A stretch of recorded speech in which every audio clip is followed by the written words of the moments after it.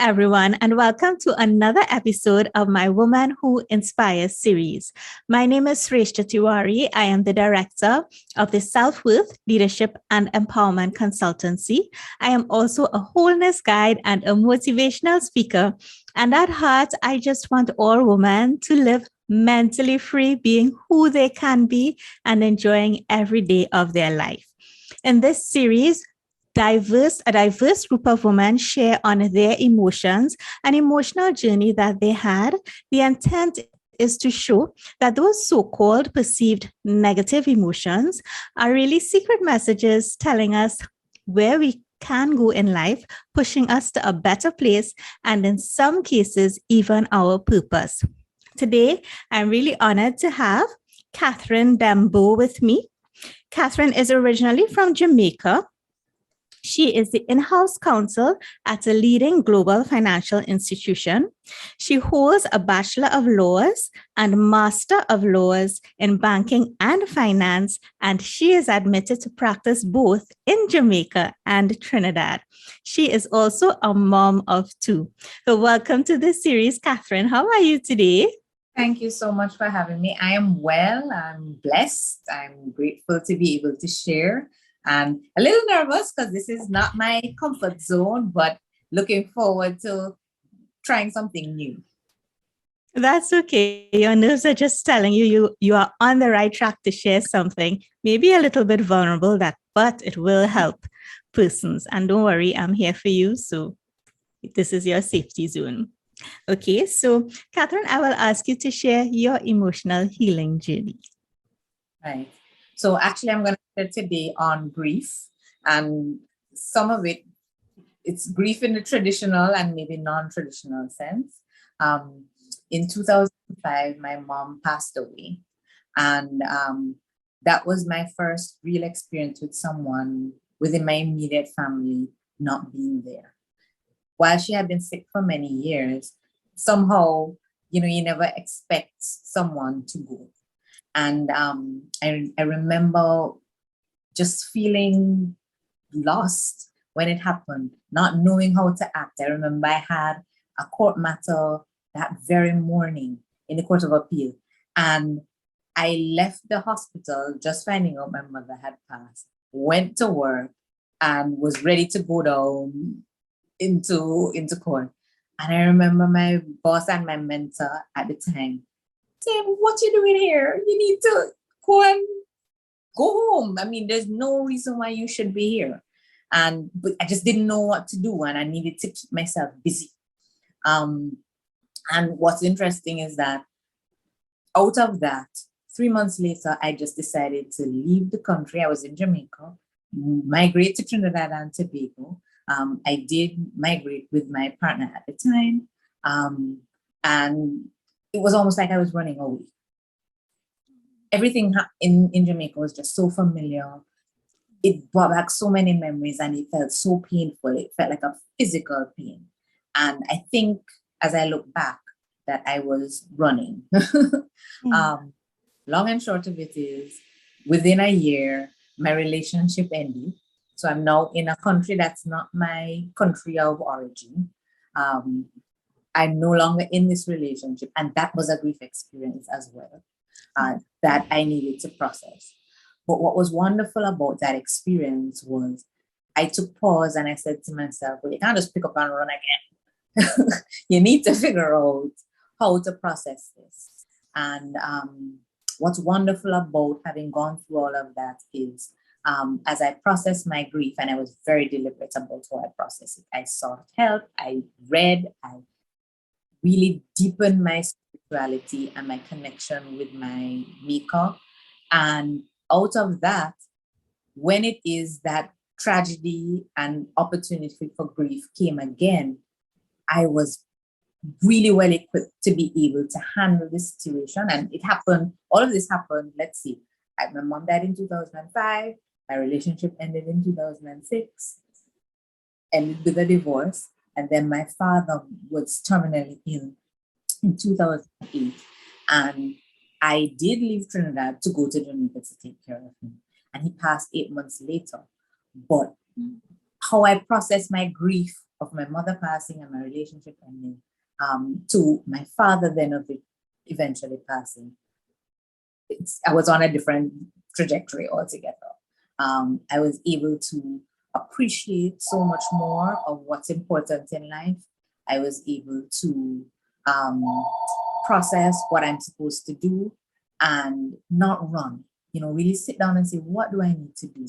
Focus on what I need to do and be able to operate from a place of strength as opposed to a place of just being confused and lost and not knowing what to do next.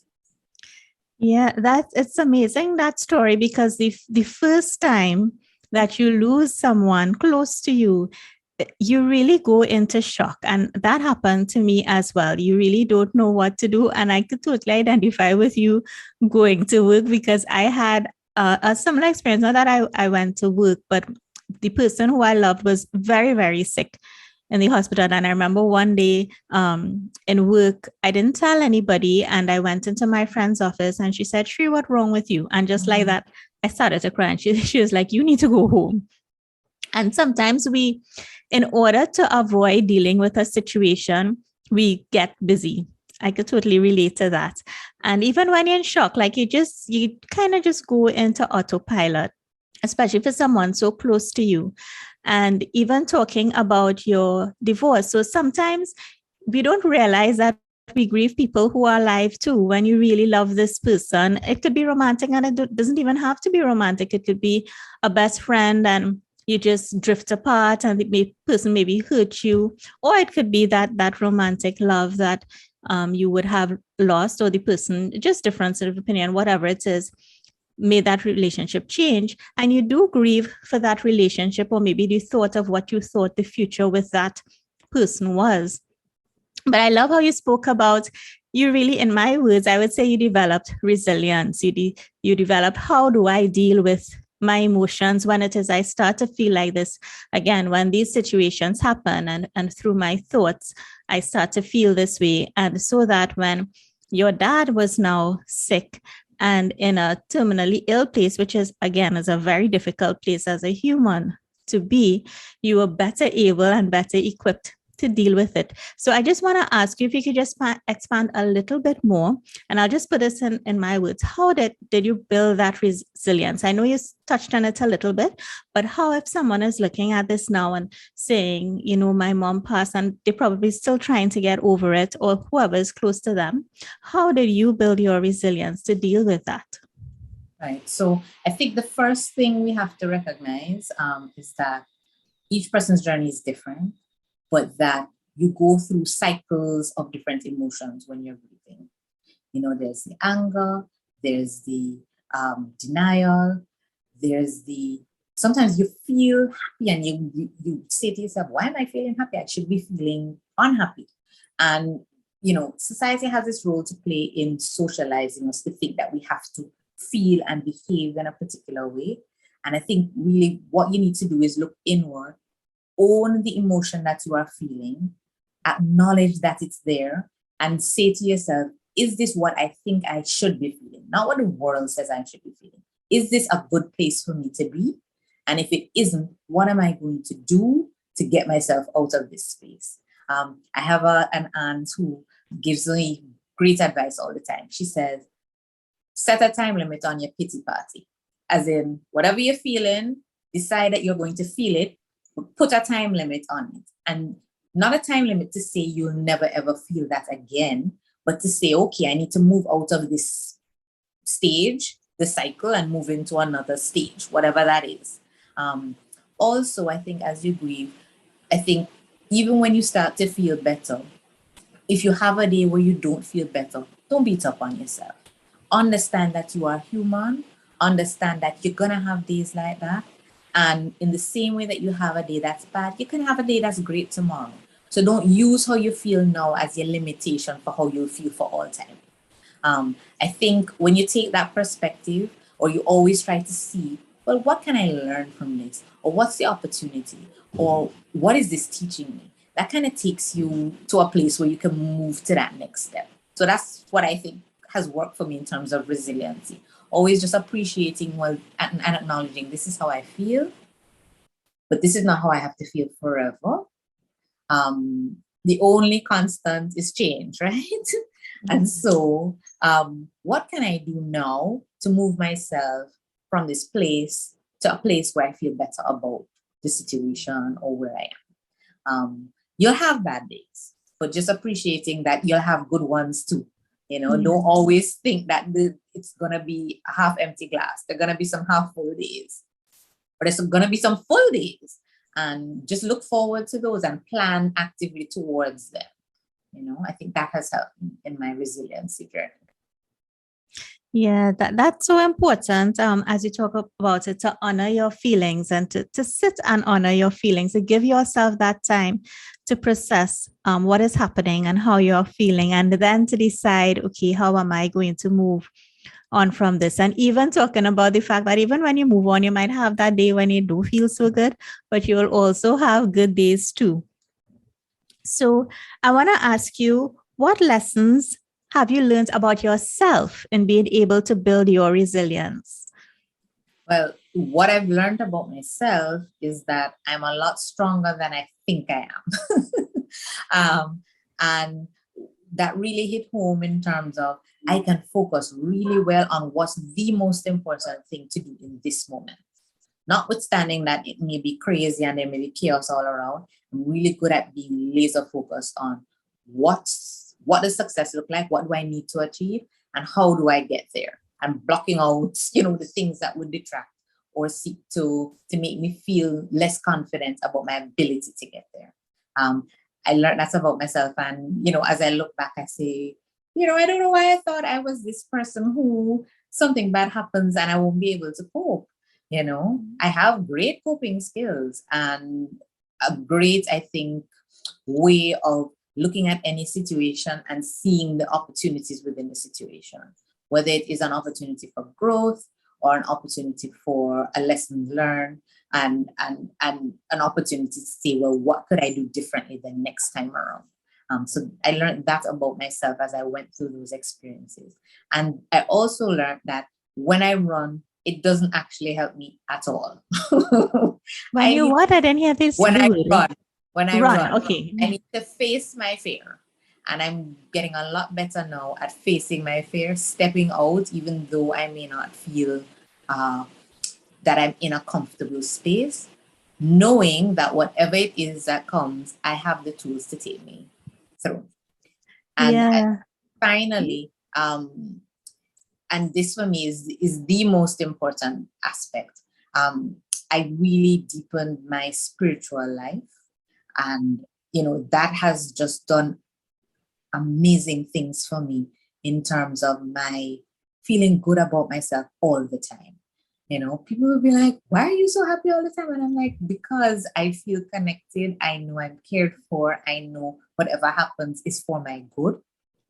And that came from that spiritual base. I can't say it came from anywhere else. And I'm so grateful that the grief and the loss and the agony actually led me there.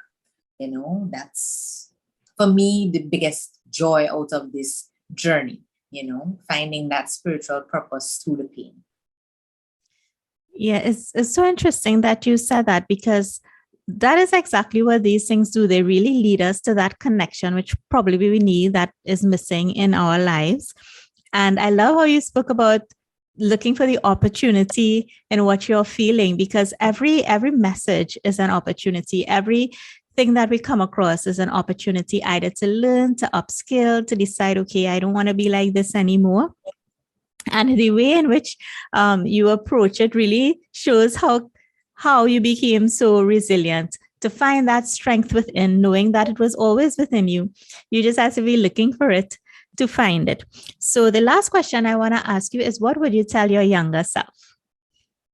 I think I would tell my younger self to trust myself more, to not be so concerned about what society socializes you to believe is success. Determine success on your own terms. And when you do that, you will find all the happiness and the fulfillment and the purpose that you want. Because you're no longer trying to meet someone else's standard, which may always seem unattainable. You're trying to reach a standard that you have set for yourself, that you see as the standard that will motivate you and drive you to be better. And so I know my younger self, I used to be all concerned about, well, what would this one thing, or how would it look? I'm so not concerned about that nowadays. My focus is really, is this the right thing for me? Does this align with my values? When I do this, do I feel fulfilled? And if the answer is yes, then I'm doing it. And if someone says I'm weird, then it's okay. I'm good with weird because it's me and it's authentic, and it's what makes me feel most comfortable. And it's okay. Yes. Wow. That is so powerful. That is so powerful what you just said. To define your own success. And once you do that, it doesn't really matter, as you said, what anybody else thinks or what their definition of success is. Once you are feeling fulfilled in what you do, that is all you need to be in this human life. So I really want to thank you, Kathryn, for coming on the program and talking on a topic that so many people experience everyone experiences in their life, and even the way in which you experience it within a short space of time. I mean, you could have been a completely different person wondering, why is this happening to me in this short space of time? But you really looked within, you looked for what these experiences were teaching you, so that the next time it came around, you were better able to manage and cope with it, which you will. And now you are able to live unapologetically you, knowing what you define success as, knowing who you are and what fulfills you. Thank you for being a woman of inspiration. And to my audience, thank you for watching. And I will see you guys tomorrow. Bye.